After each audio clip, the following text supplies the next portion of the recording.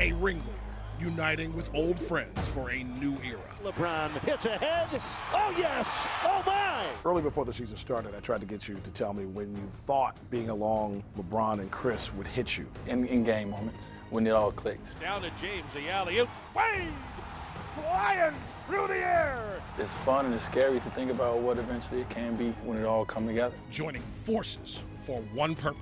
Do you think about the championship possibilities every night? I've been thinking about championship possibilities since the summer. Not losing sight of what is important. Hi, nice to meet you. How you doing? A lot of these stories of these kids from Make-A-Wish changes you. You feel like it's changing them, but they're changing us. His brand has intensified. Action. We will put you on his commercial set. Kevin Hart adding the comic relief. Is he just a yuck a minute? He's hilarious. I mean, he make long days short. The thing that you get from this 30-second commercial is that I'm a sex symbol.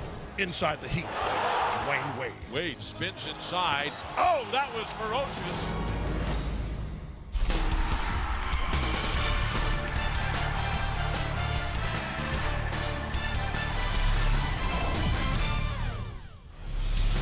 Welcome to Inside the Heat. Since 2003, he has lived, sweat, and bled Miami Heat basketball. Dwyane Wade is the heartbeat of the Miami Heat franchise. Over the next 30 minutes, Dwyane sits down with me to talk about the summer of 2010 acquisitions and taking LeBron James and Chris Bosh under his wing in his city. This is the first real chance for Inside the Heat to truly get inside Dwyane's feelings about his Heat family expanding and the chain of events forming the exhilarating 2010-2011 season. We start by taking you back to one of the most historical summers in NBA history. Well, the meetings are done. Now it's up to Dwyane Wade and the rest of the NBA's free agent royalty to determine where their future lies. Take us back to the day when you and Chris were making your decision side by side on that big network. What do you remember most about that day? You know, I wanted to play with a guy that I thought was a marquee player in his league, especially a big guy. So I was excited to tell the world that, you know, I was coming back to Miami, but also that Chris was coming as well. The drama's been high enough, so we're going to cut right to the chase. Dwyane and Chris. Dwyane, we'll start with you. Where are you going to be playing next season? Well, I'm back in Miami, man. For now, I'm back in Wade County. Chris, you want to jump in and tell us where you're going to be as well? Yeah, I'm joining Mr. Wade in Miami. What were you feeling as the words were coming out of your mouth?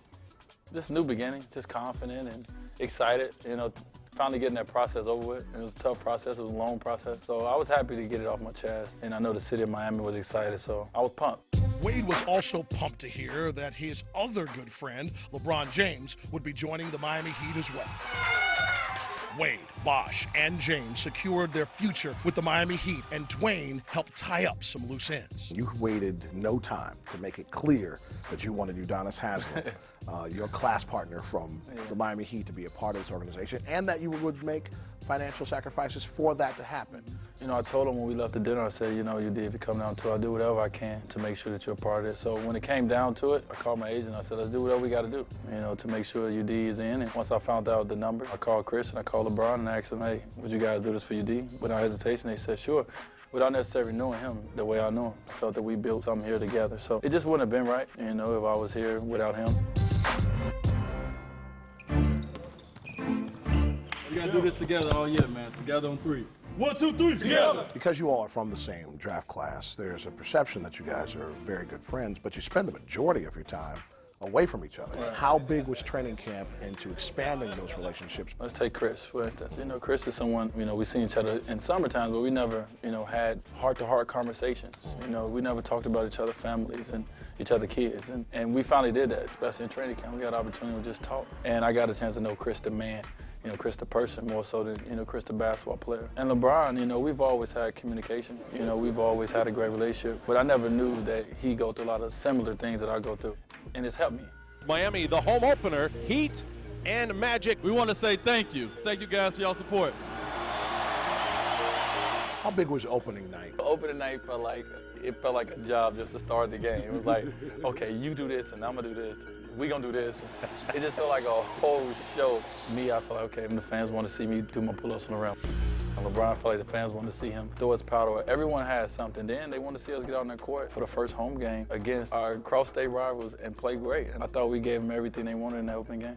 Wade picks up the loose ball, and a blocking foul, count it, and a one. Wade blocks Howard, rejects it out of bounds. Wade alley-up, and Haslam throws it down. Early before the season started, I tried to get you to tell me when you thought being along LeBron and Chris would hit you, like the lightning bolt of, oh my Lord, these cats actually wear the same jersey as I have for the last 7 years, and now we go into our 8th year together, and we are together. What was that moment? In game moments, when it all clicked, you know, when all three of us really found our rhythm together. Down to James, the alley-oop. Wade flying through the air.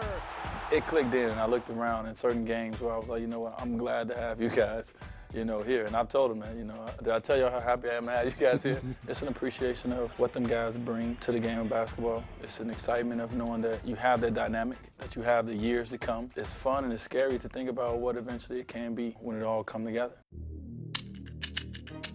Like any new team, the Heat struggled out of the gate, and Dwyane felt it was a critical time to bring the team together in Dallas for a players-only meeting. You have many times when asked about the specific conversations in that meeting, declined to get into those things, but this is inside the Heat.